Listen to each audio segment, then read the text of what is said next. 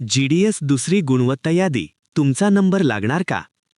मित्रांनो, GDSच्या पहिल्या यादीतील 95 ते 100% कट ऑफ पाहून तुम्ही निराश झाला आहात का?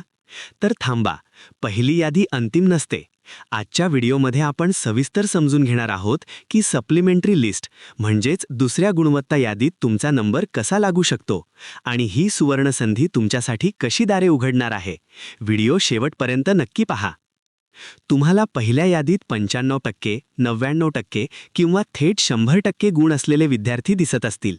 पहिल्या यादीत फक्त या टॉपर लोकांची नावे येतात. पण सत्य काय आहे?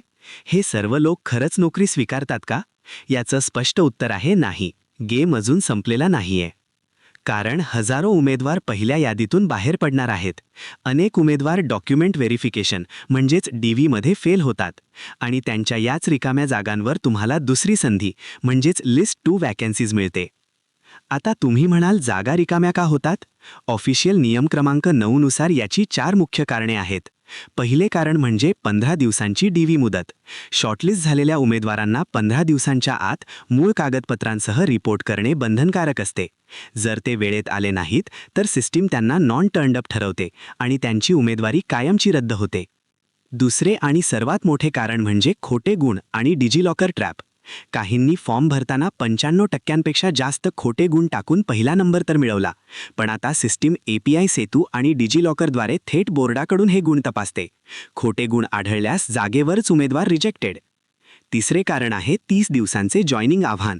प्रोव्हिजनल ऑफर मिळाल्यावर 30 दिवसात जॉईन व्हावे लागते आणि 3 दिवसांचे ट्रेनिंगही पूर्ण करावे लागते. यात सर्वात कठीण गोष्ट म्हणजे BPM उमेदवारांना स्वतःच्या खर्चाने पोस्ट ऑफिससाठी गावात खोली शोधावी लागते. या अटींमुळे अनेक उमेदवार शेवटी माघार घेतात. आणि चौथे कारण म्हणजे चुकीची किंवा अपूर्ण प्रमाणपत्रे. 15 दिवसांच्या मुदतीत योग्य फॉर्मॅटमधील कास्ट किंवा EWS सर्टिफिकेट न दिल्यास उमेदवारी थेट रद्द होते. मित्रांनो, या सर्व प्रक्रियेनंतर पहिल्या यादीतील जे उमेदवार रिजेक्टेड होतात तीच रिकामी जागा म्हणजे दुसऱ्या यादीतील तुमची संधी असते. पण आता मुख्य प्रश्न असा आहे की ती रिकामी जागा कोणाला मिळणार? गुण जास्त असले तरी ही जागा तुम्हालाच मिळेल का? हे ठरते तुमच्या कॅटेगरी रिझर्वेशनवरून. नियम क्रमांक 6 नुसार समान कॅटेगरीचा नियम चालतो. म्हणजेच जर OBC उमेदवाराची जागा रिकामी झाली तर ती दुसऱ्या यादीतील सर्वात जास्त गुण असलेल्या OBC उमेदवारालाच मिळेल. EWSची जागा EWSला आणि SC/STची जागा SC/ST उमेदवारालाच मिळेल.